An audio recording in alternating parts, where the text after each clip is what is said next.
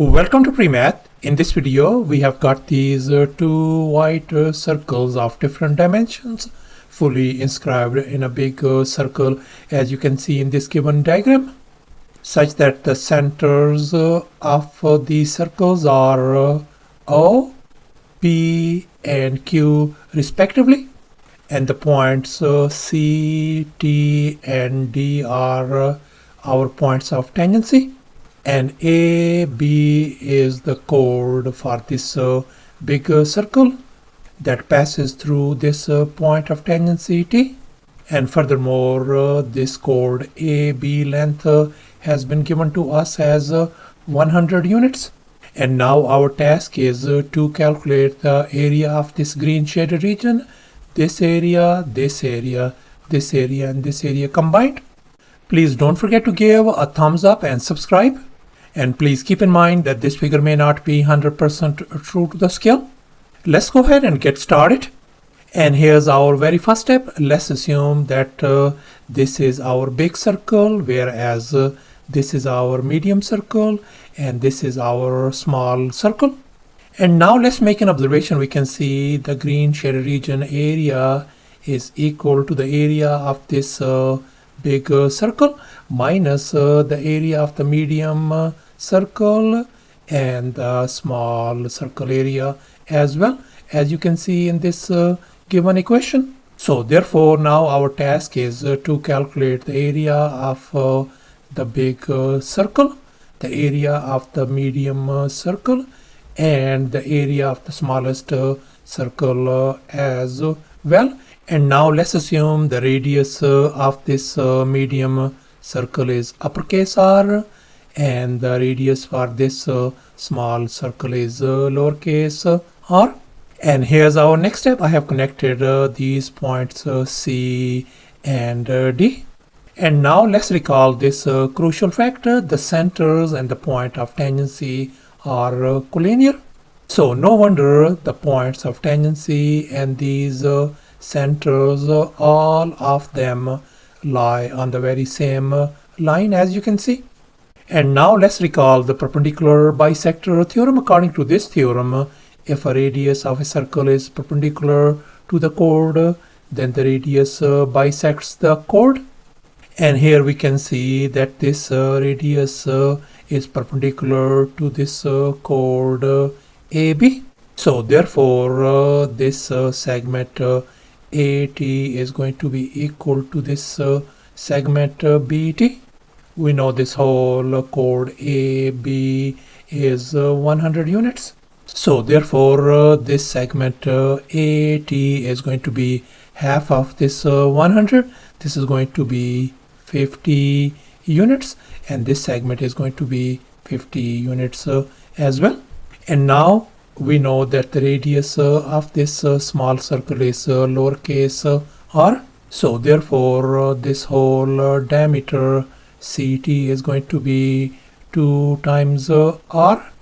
And likewise the radius of this medium circle is uppercase R. So therefore this whole diameter of this medium circle is going to be 2 times uppercase R. So therefore this whole big diameter for this big circle is going to be 2 times uppercase R plus 2 times lowercase r. So therefore the diameter of this big circle is going to be 2 times uppercase R plus 2 times lowercase r, as you can see in this equation. And here I can factor out 2, so this could be written as 2 times uppercase R plus lowercase r. So therefore we can write the diameter of this big circle as 2 times uppercase R plus lowercase r. So therefore the radius of this big circle is going to be half of this diameter. So the radius of this big circle is going to be uppercase R plus lowercase r. And here's our next step. I have connected this point A with this center P, and as a result we got this right triangle ATP. And now let's make an observation. We can see this is the radius of this big circle, and the radius of this big circle is uppercase R plus lowercase r. So therefore our this AP length turns out to be uppercase R plus lowercase r. And now we are going to calculate this side length TP. And now let's make an observation. We can see that this TP length is equal to this whole length CP minus this length CT, as you can see in this equation. And now we can see this CP length is the radius of this big circle, and this CT length is the small circle's diameter. And here I have substituted this big circle's radius and the diameter for this small circle.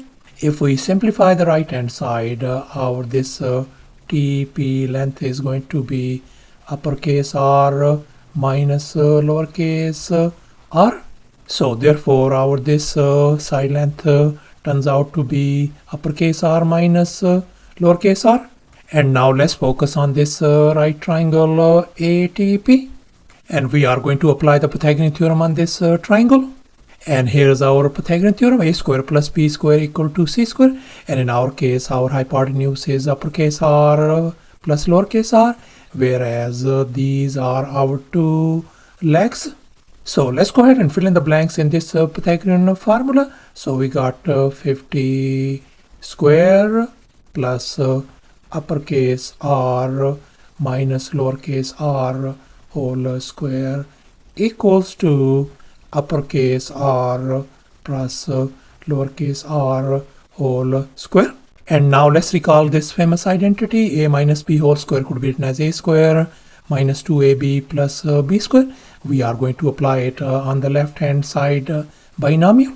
So our left hand side is going to become 2500 plus uppercase r square minus 2 times uppercase r times lowercase r plus lowercase r square equals to, and now let's recall another identity: a plus b whole square could be written as a square plus 2ab plus b square. We are going to apply it on the right hand side. So therefore right hand side is going to become uppercase r square plus 2 times uppercase r times lowercase r plus lowercase r whole square. And here we can see this uppercase r square and uppercase r square are gone. Lowercase r square and lowercase r square gone as well. And now we are going to add 2 times r times r. This is gone.